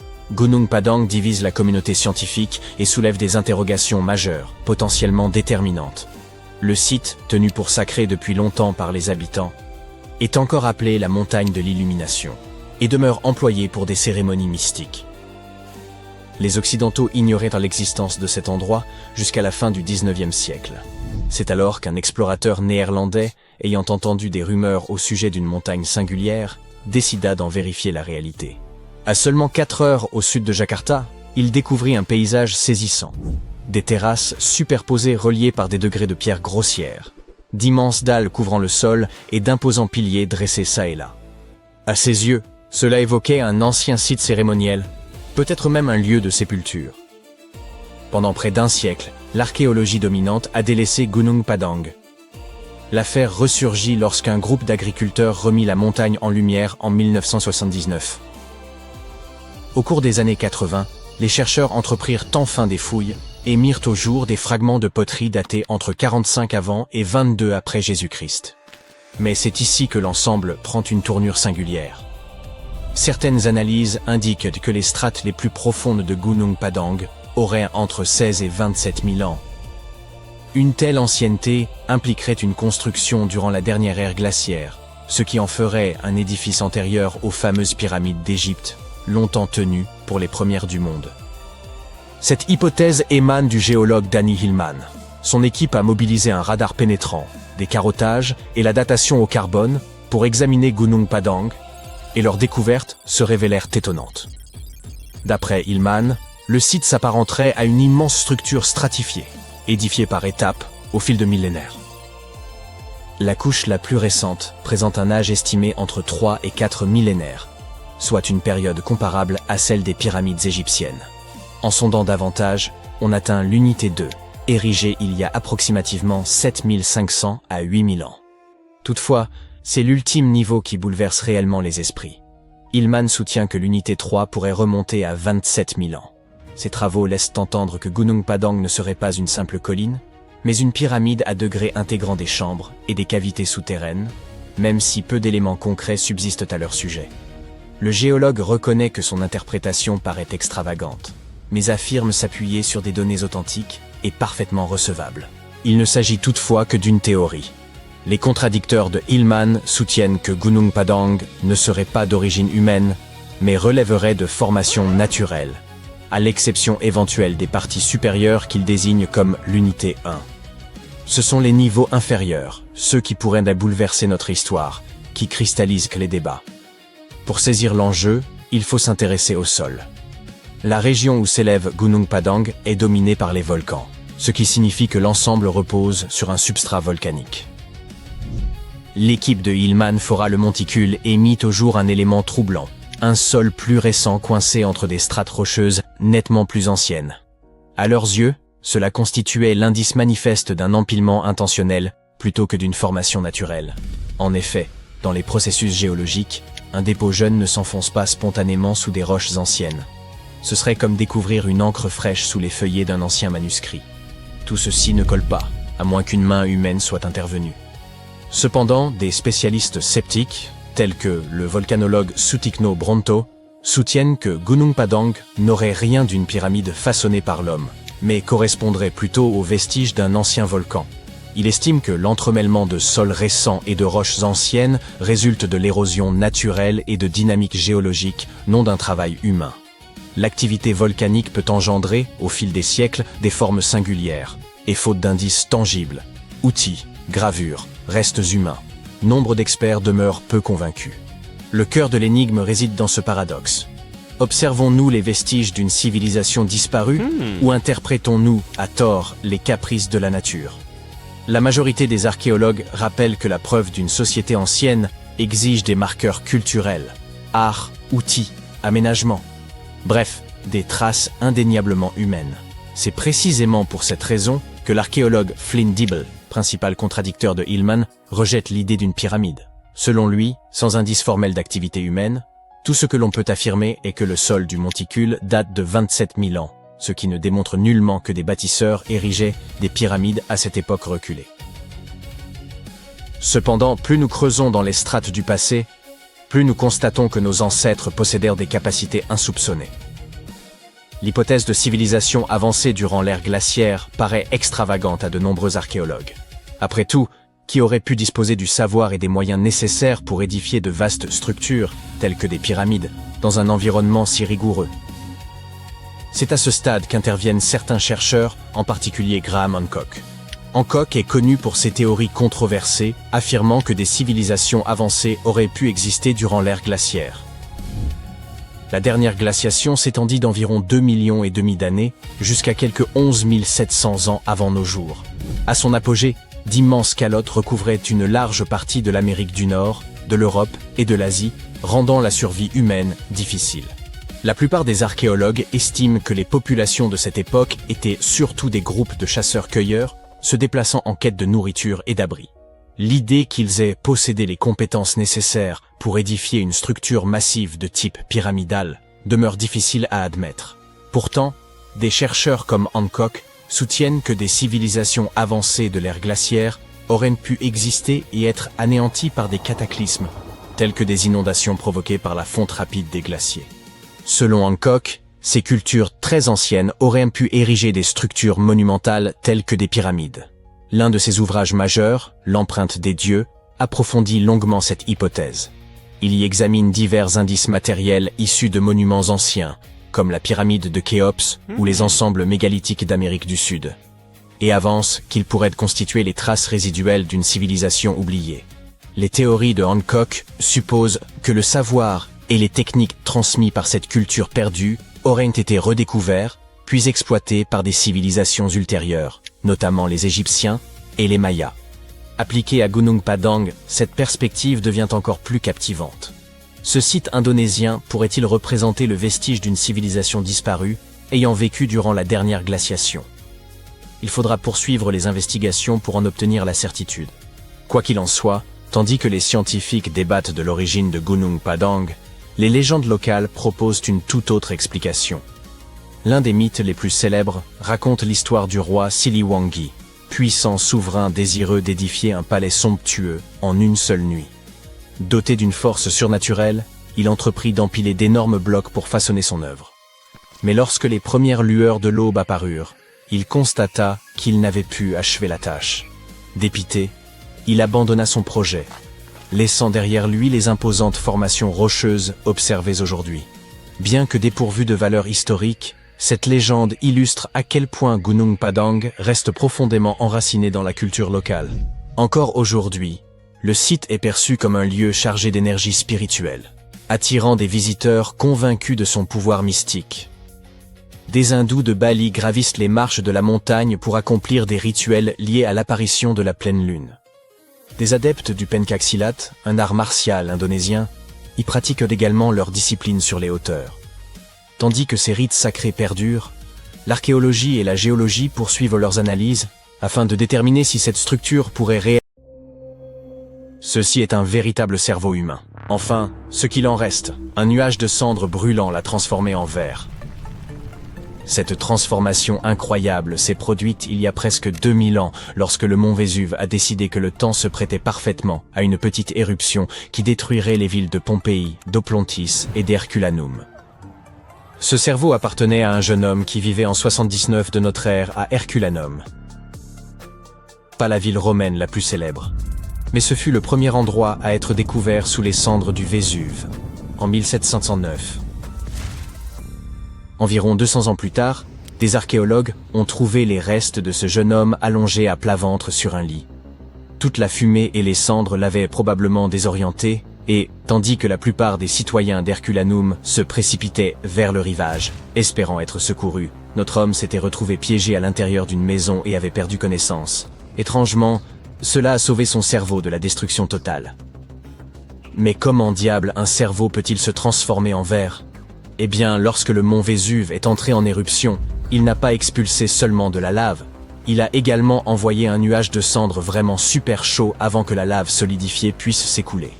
Ce type de lave, connu sous le nom de coulée pyroclastique, peut atteindre une température de 465 degrés Celsius, ce qui est assez insensé.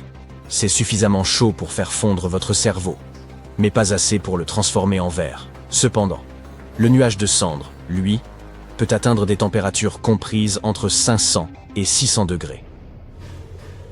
Mais pour transformer quelque chose en verre, vous n'avez pas seulement besoin de chaleur, vous avez aussi besoin d'un refroidissement rapide. Pour faire simple, vous devez chauffer l'objet à une température suffisamment élevée pour qu'il fonde et devienne liquide. Si vous le laissez refroidir lentement, les molécules de ce liquide commenceront à s'organiser calmement en forme de cristaux. Mais si l'objet refroidit très rapidement, il se solidifiera en gardant la forme prise par le liquide. Un peu comme quand on fait des glaçons. Si vous versez de l'eau dans un bac et que vous le mettez au congélateur, elle se transformera en glace parce qu'elle refroidit rapidement. Mais si vous laissez l'eau à température ambiante, elle s'évaporera lentement. Cela signifie que le cerveau a fondu en raison d'une température extrêmement élevée. Mais avant qu'il ne puisse cristalliser, par exemple, ou simplement s'évaporer, il est devenu très froid. Le flux de l'éruption n'était pas assez chaud. Mais le nuage de cendres qui a atteint la ville avant la coulée pyroclastique l'était assez pour déclencher ce processus. Et assez rapide aussi pour partir juste au bon moment. Pour déterminer la température exacte nécessaire à cette transformation d'un cerveau en verre, les scientifiques ont utilisé une technique appelée calorimétrie différentielle à balayage. Ce nom sophistiqué signifie essentiellement qu'ils chauffent des éclats de verre, afin de pouvoir observer le moment où ils commencent à changer de forme. Ils ont découvert que le nuage de cendres devait être à exactement 510 degrés Celsius pour que les cellules cérébrales se mettent à fondre. Maintenant, souvenez-vous de ce que j'ai dit à propos de cet homme qui se trouvait à l'intérieur d'une maison alors que la plupart des citoyens étaient à l'extérieur. Eh bien, ces gens ont également été exposés à ce changement de température, mais ils ne se sont pas transformés en verre car ils n'étaient pas protégés par les murs d'un bâtiment. La protection offerte par le crâne a sûrement aidé notre homme, mais ce n'était pas suffisant. Et comme les autres n'étaient pas protégés par des murs de briques, leurs cerveaux sont simplement partis en fumée. Et avant que vous ne me le demandiez, sachez que non, aucune autre partie de son corps ne s'est transformée en verre. Vous voyez, il faut un peu de liquide pour que le processus de fabrication du verre se produise. Le cerveau contient beaucoup d'eau et de graisse, ce qui en fait un candidat idéal pour ce processus de vitrification. D'autres organes pouvaient bien sûr contenir du liquide, mais ils n'étaient pas aussi protégés que le cerveau. Ils ont donc été détruits par la chaleur. Et les os? Eh bien, les os ne contiennent pas assez de liquide. Donc, ils sont restés tels quels, ceux qui n'ont pas été carbonisés, tout au moins. Lorsque le cerveau s'est transformé en verre, il ressemblait beaucoup à une pierre d'obsidienne, une sorte de verre volcanique formé par la lave refroidie d'un volcan. L'archéologue médico-légal qui a découvert ce cerveau vitrifié a même d'abord pensé qu'il s'agissait simplement d'une pierre. Il examinait les os de notre héros lorsqu'il a remarqué quelque chose de brillant à l'intérieur de son crâne, au milieu de toutes les cendres volcaniques qui le remplissaient. À sa surprise, cette chose était bien plus fragile que l'obsidienne, et plus petite aussi, avec certains fragments mesurant seulement quelques millimètres de large. Il n'a compris que cela faisait partie du cerveau de ce jeune homme qu'après avoir apporté le verre dans un laboratoire. À l'aide d'un microscope, il a découvert qu'il ne s'agissait pas d'une pierre, mais d'un tissu organique. Les cellules qui composent nos organes. Ce tissu organique était constitué de protéines, une molécule produite par les êtres vivants comme les animaux et les plantes. Et ce n'était pas n'importe quelle protéine. Celle-ci était spécifique au cerveau humain car chaque organe est composé de différents types de protéines. Les chercheurs ont également trouvé des cellules nerveuses dans ce morceau de verre, avec les espèces de vrilles qui leur permettent de recevoir et d'envoyer des messages. Le microscope a également montré ce qui restait de la myéline, une substance graisseuse qui aide les messages voyageant le long des nerfs à aller plus vite. Ce n'est pas la première fois que des scientifiques découvrent des cerveaux humains préservés. En fait, plus de 4000 cerveaux ont été trouvés depuis le XVIIe siècle. Si vous trouvez que ce n'est pas beaucoup, Gardez à l'esprit que trouver un cerveau préservé dans un squelette alors que les autres organes ont disparu n'est absolument pas courant. Vous voyez, le cerveau humain est en réalité la première chose à se décomposer lorsque nous sommes à 6 pieds sous terre, et il se transforme habituellement en liquide. Lorsque les scientifiques découvrent un cerveau humain, celui-ci est généralement desséché, congelé ou littéralement transformé en savon. Un cerveau peut être déshydraté si une personne périt dans un endroit très chaud, comme un désert. On trouve des cerveaux congelés, évidemment, dans des lieux extrêmement froids, comme les toundras polaires. Un cerveau transformé en savon peut sembler étrange, mais ce processus de saponification n'est en réalité pas si rare. Il faut beaucoup de graisse et d'huile pour fabriquer du savon, et le cerveau humain en est rempli. C'est un processus complexe, mais si vous trouvez un cerveau transformé en savon, c'est qu'il a dû être enterré dans un endroit très humide et pauvre en oxygène. En 1982 par exemple, des ouvriers ont découvert des dizaines de squelettes humains dans un étang en Floride. Ils avaient tous 8000 ans, et 91 d'entre eux avaient encore le cerveau à peu près intact. Et par intact, j'entends qu'ils s'étaient transformés en une sorte de gelée savonneuse. Au cours des années 2000, les cerveaux de 45 personnes ont été découverts en Espagne, préservés grâce à ce processus de saponification. Cette découverte a aidé les chercheurs à comprendre la composition chimique du cerveau et à connaître les conditions météorologiques qui régnaient au moment du décès de ces personnes. Les scientifiques ont également découvert en Turquie 2 cerveaux âgés de 3700 ans, appartenant à un homme d'âge moyen et à un adolescent qui tentèrent de fuir une attaque. Cette fois, les cerveaux s'étaient transformés en charbon en raison d'un incendie à très haute température. Mais bien que leur crâne ait préservé leur cerveau dans cet état, le processus de chauffage et de refroidissement n'a probablement pas été assez intense pour les vitrifier. Mais ça, c'est la première fois dans l'histoire que des scientifiques trouvent un cerveau qui s'est naturellement transformé en verre. C'est un peu comme de découvrir une licorne, mais d'une manière scientifique. Alors, que signifie cette découverte? Eh bien, pour commencer, elle nous offre un aperçu de la vie de ces gens qui vivaient à cette époque lointaine. Deuxièmement, les scientifiques ont appris une technique incroyable pour préserver le cerveau humain. Cela montre également à quel point la nature peut être puissante, suffisamment puissante pour transformer un cerveau en verre, mais assez délicate pour le préserver pendant des milliers d'années. Alors, faisons un clin d'œil au jeune homme qui a, sans le savoir, contribué ainsi au progrès de la science. Il n'avait probablement aucune idée que son cerveau deviendrait un jour la vedette d'une découverte révolutionnaire. Sa fin tragique nous a offert un aperçu fascinant du passé. On vient de mettre au jour la tombe d'un médecin royal ayant vécu il y a plus de 4 millénaires, un homme entre les mains duquel reposait la vie des pharaons. Il détenait des secrets si précieux qu'ils n'étaient connus que des souverains et des dieux. Et pourtant, lorsqu'ils ouvrirent sa tombe en 2024, nul corps n'y fut découvert. Seules demeuraient des peintures éclatantes, épargnées par les siècles, et d'étranges symboles gravés dans la pierre. Qui était cet homme, et pourquoi fut-il inhumé avec des incantations liées à la déesse Scorpion? Le tombeau reposait profondément enseveli sous les sables de Saqqara. Le médecin se nommait Téti-Nebefou. Il vécut il y a environ 4100 ans, durant l'une des périodes les plus énigmatiques de l'histoire égyptienne, la frontière incertaine entre son apogée et son déclin. C'étaient les derniers instants de l'ancien empire égyptien. Le soleil scintillait encore sur les pyramides tout juste achevées, mais déjà les ombres s'allongeaient. Le pharaon Pépi II aurait régné plus longtemps que nul autre avant lui, pendant 90 ans. Or, à l'issue de son règne, le royaume se fissurait, l'autorité centrale se fragilisait, les chefs locaux prenaient de l'ascendant, et les crues du Nil devenaient capricieuses. Dans ce contexte incertain, le médecin énigmatique semblait pourtant prospérer. Sa tombe fut exhumée par une mission archéologique franco-suisse, à l'ombre des antiques pyramides. Ce qui intrigua le plus, ce fut la découverte de la chambre funéraire. Aucun corps, aucune richesse. Il apparut que le tombeau avait hélas été pillé depuis longtemps. Mais ce qui subsistait s'avérait encore plus fascinant. Les mots et les images gravées sur les parois. Les fresques conservent une intensité saisissante, des couleurs vives, miraculeusement préservées malgré les siècles passés sous terre. On y voit des jarres, des récipients, d'étranges motifs abstraits et des formes géométriques. Et surtout, les hiéroglyphes, des lignes entières d'écriture sacrée, gravées avec une précision telle qu'on croirait qu'une âme entière s'y est déversée. Ces inscriptions ont permis de découvrir la véritable identité de Téti-Nebefou. Il n'était pas un simple praticien. Il portait le titre de conjurateur de Serket. Serket, déesse égyptienne associée au scorpion, vénérée et redoutée, était censée neutraliser les venins, guérir les morsures et préserver les vivants des toxines. Ce titre de conjurateur indiquait que Tétinébefu était un spécialiste des piqûres et morsures dangereuses. Et si une tombe entière lui avait été consacrée, c'est sans doute qu'il était l'expert suprême d'Égypte en la matière. Un homme qui soignait à la fois par la médecine et la magie.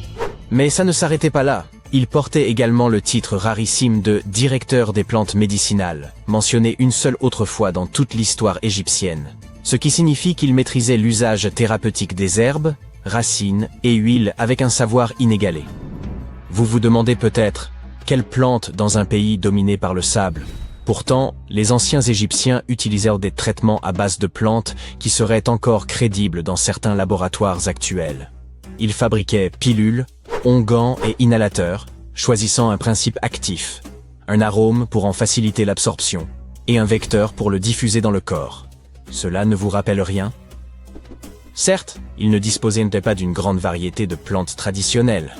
Ainsi, certains ingrédients peuvent nous sembler étranges, comme le mélange d'excréments de crocodile et d'acacia avec du miel. Ils avaient même élaboré des recettes de crème contre les rides. Il apparaît aussi que ce guérisseur énigmatique portait le rare titre de dentiste en chef, une désignation quasiment absente des archives antiques. Les preuves de la pratique dentaire en Égypte ancienne sont extrêmement rares. Ce savant ne se contentait donc pas de combattre les venins ou d'étudier les plantes. On lui confiait également le soin des dents et des mâchoires, particulièrement démunis à l'époque.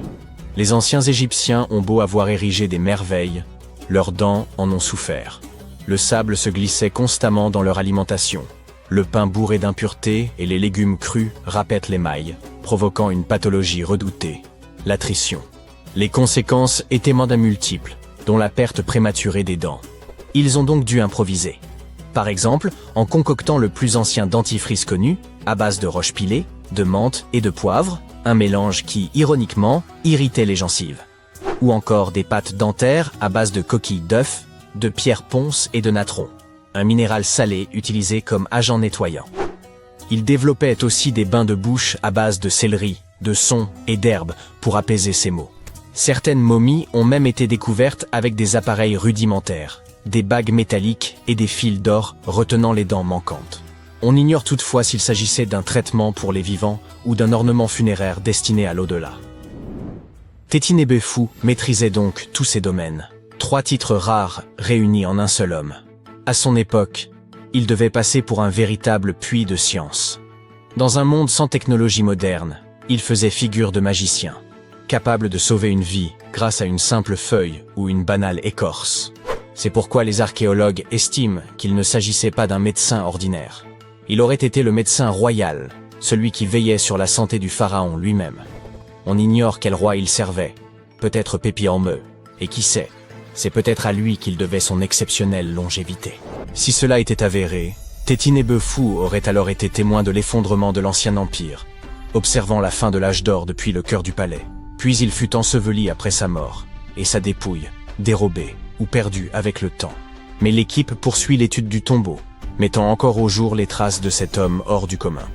De manière générale, l'ancienne médecine égyptienne atteignait un niveau étonnamment avancé.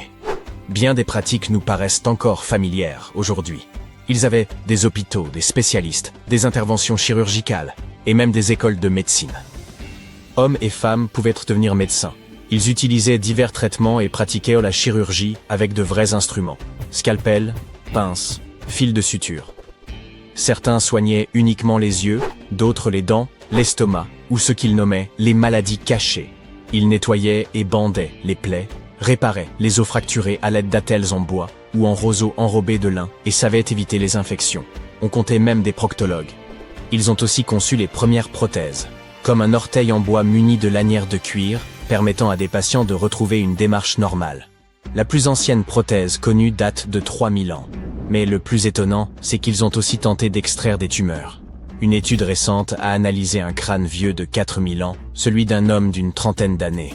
On y a trouvé des traces de tumeurs anciennes. Et autour de 3 d'entre elles, des incisions nettes faites à l'aide d'un outil métallique. preuve qu'on a peut-être tenté de les retirer ou de les examiner. Était-ce un traitement? Une autopsie? On l'ignore. Un autre crâne, celui d'une femme âgée de plus de 50 ans, présentait les mêmes signes, mais aussi des fractures anciennes, parfaitement consolidées. Ce qui laisse penser que ces soins ont sans doute été efficaces. Être guérisseur dans cette société signifiait détenir un pouvoir immense, combinant les rôles de prêtre, de savant et de magicien. Pour les anciens Égyptiens, la médecine était un art nécessaire, vénéré autant d'égards que leur dieu. Ils pensaient que la maladie relevait à la fois du corps et de l'esprit. Ainsi, un médecin pouvait à la fois appliquer un onguent et réciter une incantation. Et bon nombre de leurs traitements portèrent leurs fruits. Leur réputation dépassait les frontières. Des souverains venus de contrées lointaines, comme la Perse, faisaient appel à eux.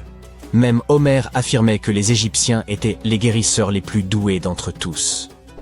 Bien sûr, leur compréhension du corps humain n'était pas parfaite. Ils croyaient que le cœur gouvernait pensée et émotion, sans saisir le rôle du cerveau. Pourtant, leur méthode, observer les signes, établir un diagnostic, proposer un traitement, ressemble furieusement à celle de notre médecine moderne. Ils accompagnaient leurs gestes de prière, certes, mais ils refermaient aussi les plaies. Leur médecin le plus célèbre, Imhotep, était un véritable polymathe, architecte, prêtre, guérisseur. Il fut si admiré de son vivant qu'on finit par le vénérer comme un dieu de la médecine. Et oui, un simple mortel, promu au rang de divinité. Et dire qu'il a vécu 2000 ans avant Hippocrate, qu'on considère pourtant comme le père de la médecine. D'ailleurs, certains suggèrent ironiquement qu'on devrait abandonner le serment d'Hippocrate pour lui préférer le serment d'Imhotep. Car ces Égyptiens ne posaient pas seulement des pierres, ils posaient les premières bases de la médecine. Des archéologues ont mis au jour un pâté de maisons entier à Pompéi, qui semble avoir appartenu à un seul propriétaire d'une richesse exceptionnelle, peut-être Aulus Rustus Verus. Celui-ci disposait d'une vaste demeure privée, d'une buanderie, d'une boulangerie et d'un important complexe thermal privé, où l'on baignait littéralement dans le luxe. Les chercheurs estiment qu'il pourrait s'agir du plus grand jamais découvert sur place, avec 3 salles à température distincte, des œuvres d'art raffinées et un immense bassin de plongée. Resté enseveli sous des couches de roches volcaniques et de cendres pendant 2000 ans, l'ensemble est si bien conservé qu'on a l'impression que ses occupants ne sont partis qu'hier. La maison de bain se situait dans un îlot résidentiel et commercial, baptisé Région 9, au cœur de la ville. Elle pouvait accueillir jusqu'à 30 personnes simultanément et servait de symbole de prestige destiné à impressionner les visiteurs. Très peu de demeures à Pompéi possédaient un tel complexe privé, réservé aux plus fortunés. Le propriétaire pouvait y recevoir des invités pour parler affaires, ou même organiser des rencontres de cohésion, à la manière d'un dirigeant d'entreprise moderne. Les hôtes commençaient par la première salle, Caldarium, où ils s'immergeaient dans l'eau chaude, puis rejoignaient la pièce où ils s'enduisaient d'huile, et se reposaient dans une eau tiède, Tepidarium. La dernière étape consistait en un bain froid pour se revigorer, Frigidarium. C'était la salle la plus vaste et la plus spectaculaire, ornée de colonnes rouges et de fresques représentant des athlètes.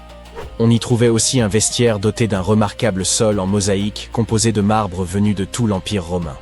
Le complexe comprenait également un espace plus réduit, peint en bleu pâle, très probablement un sanctuaire romain antique destiné aux rites et à la conservation d'objets sacrés. Tout porte à croire que la résidence était en pleine rénovation.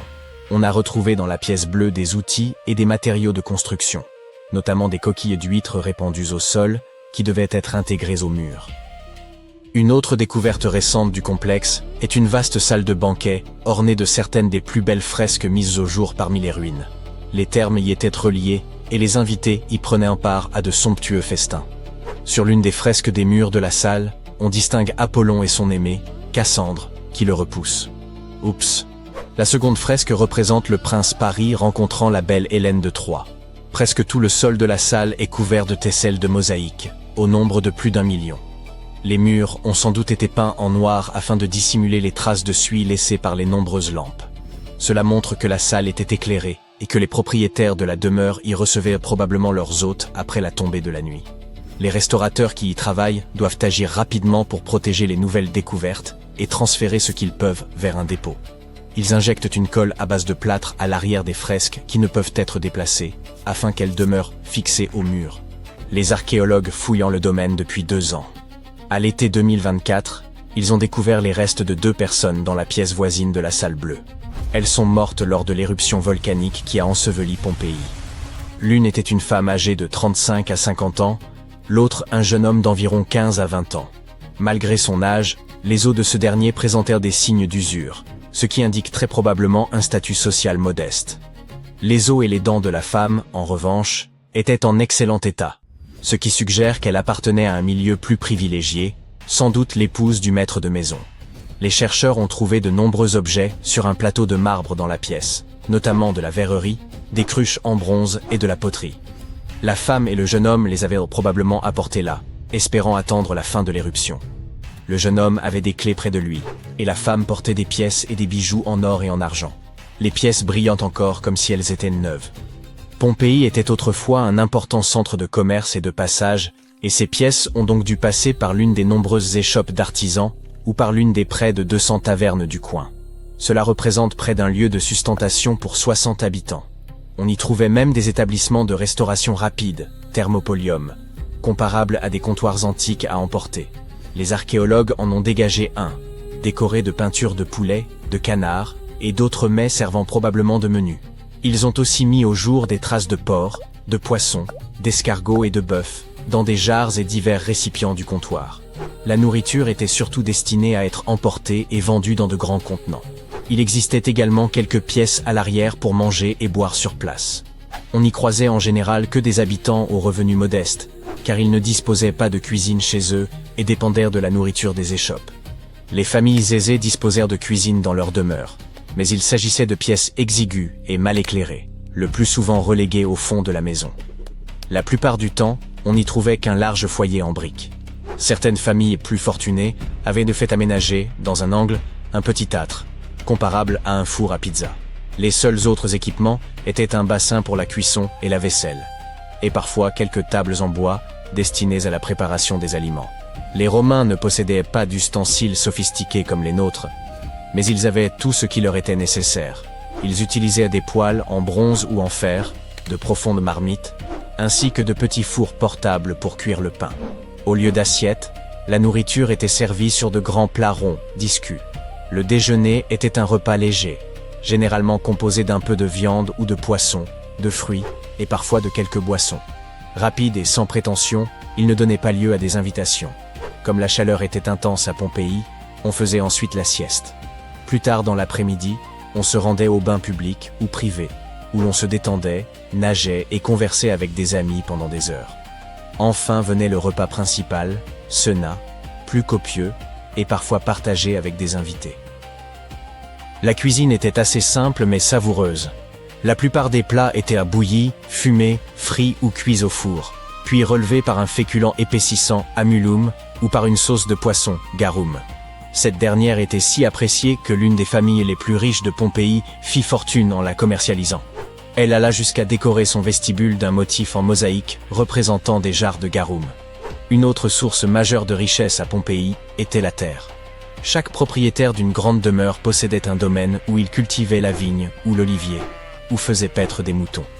Les archéologues n'ont pas encore retrouvé beaucoup de ces propriétés, car il est difficile d'en déterminer l'emplacement. En revanche, ils ont découvert dans la campagne le cimetière d'une famille pompéienne bien connue, à proximité de ce qu'ils pensent avoir été sa maison rurale. L'une des distractions les plus appréciées des habitants de Pompéi, quelles que soient leurs conditions, consistait à se rendre à l'amphithéâtre pour assister à des combats de gladiateurs. Cet immense édifice est le plus ancien de ce type encore conservé dans le monde romain. Les représentations pouvaient durer plusieurs jours, et des foules affluaient de toutes parts pour y assister. L'enthousiasme était tel qu'en 59 de notre ère, une violente rixe éclata entre des habitants de Pompéi et ceux d'une cité voisine, Nucérie. À la suite de cet épisode, les autorités fermèrent l'amphithéâtre pendant 10 années entières, en guise de sanction. Certains Pompéiens allèrent jusqu'à peindre cet affrontement sur les murs, en se glorifiant de leur victoire. On trouvait également des peintures représentant les gladiateurs. De nombreux Pompéiens appréciaient également l'art dramatique. Le théâtre local fut construit au IIe siècle avant notre ère, puis agrandi et embelli par la suite. L'on s'y divertissait de comédies amusantes, de spectacles burlesques, appelés farces, ainsi que de drames inspirés des anciens mythes. Certaines pièces provenaient de Grèce, Et les fresques de Pompéi attestent de l'engouement du public pour le célèbre dramaturge Ménandre.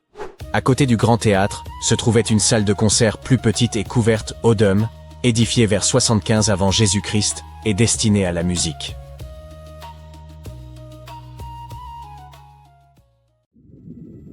Un archéologue portugais vient de mettre au jour plusieurs épaves chargées d'or, parmi lesquelles figure un galion espagnol transportant 22 tonnes d'or et d'argent.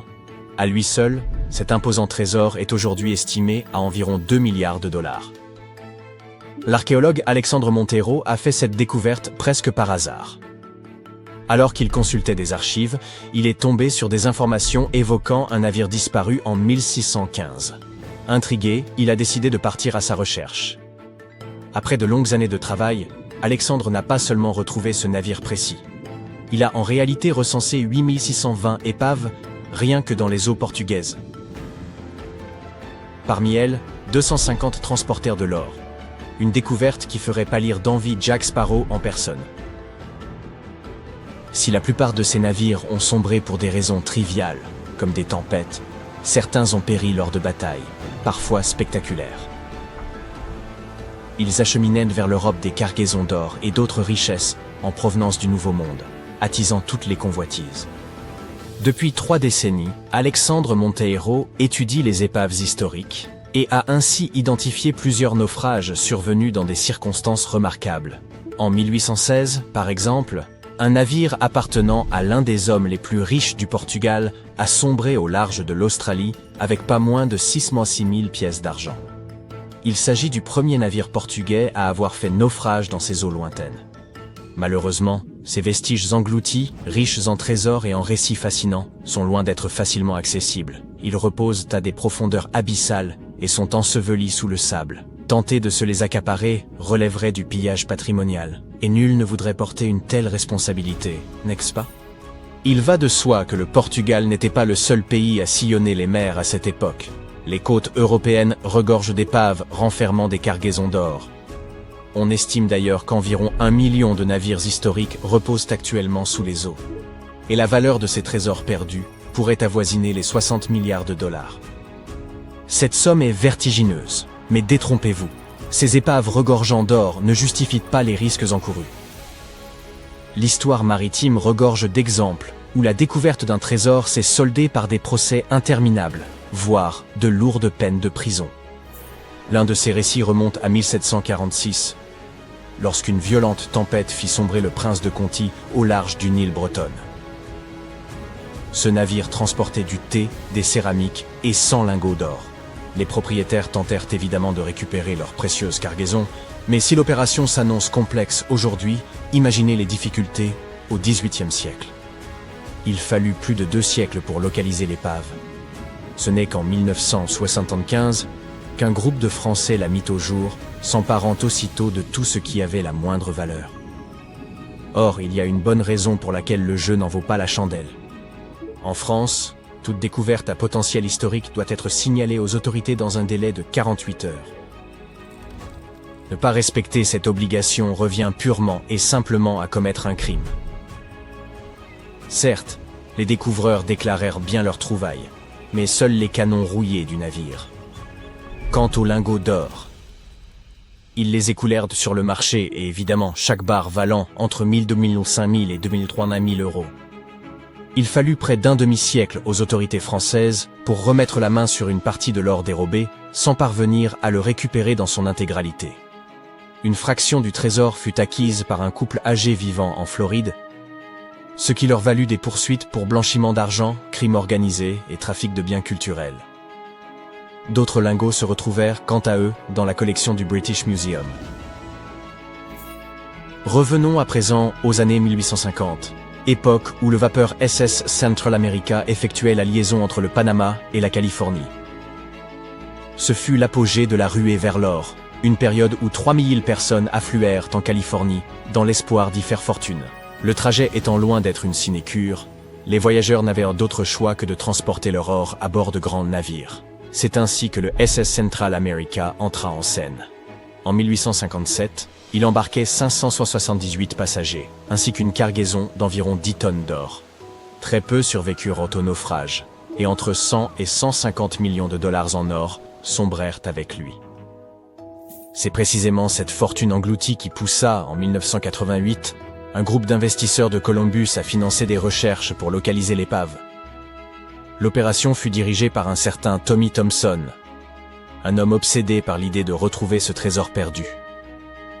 Il lui fallut des années pour déterminer l'emplacement exact du SS Central America, d'autant plus que le navire gisait à 2300 mètres de profondeur dans l'Atlantique, rendant toute récupération extrêmement complexe et nécessitant des technologies de pointe.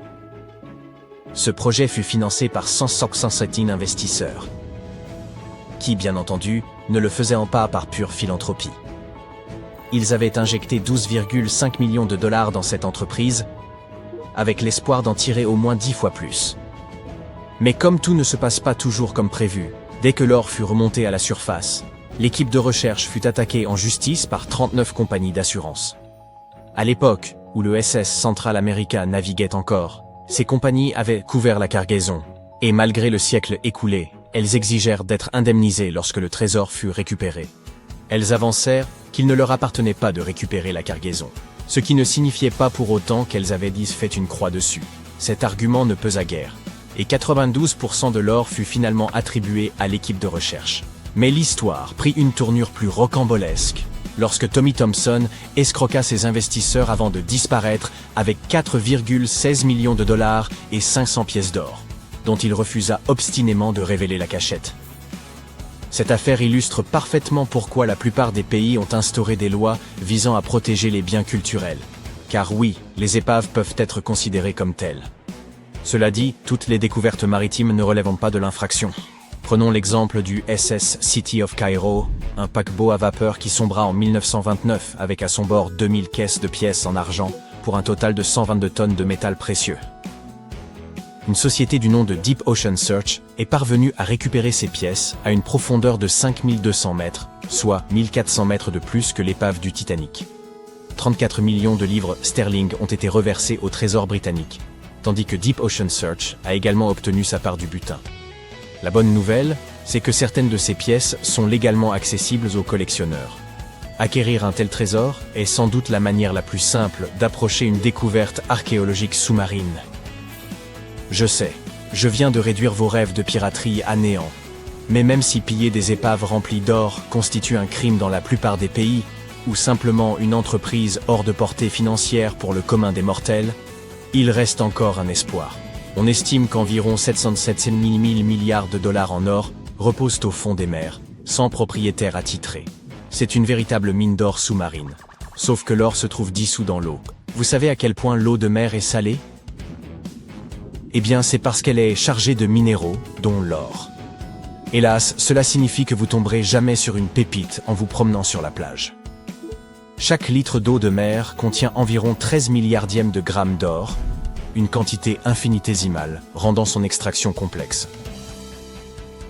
Mais cela n'a pas empêché certains d'essayer, et bien sûr, une arnaque a vu le jour. Dans les années 1890, un homme prétendit avoir mis au point un dispositif capable d'extraire l'or de l'eau de mer. Une fois les fonds levés, il s'éclipsa discrètement avec la caisse. Si vous êtes vraiment déterminé à trouver de l'or, pourquoi ne pas aller chercher directement dans le noyau terrestre, qui contiendrait environ 1,6 milliard de tonnes d'or, soit 16 fois plus que tout ce que l'humanité a extrait depuis ses débuts? Aucun risque de supercherie ici, puisque personne n'a encore eu l'audace de tenter l'expédition. Avec toutes ces épaves remplies d'or que les archéologues exhument aux quatre coins du globe, qui sait? Peut-être pourrons-nous un jour faire nos propres découvertes? Ou économiser suffisamment pour nous offrir quelques piécettes en argent?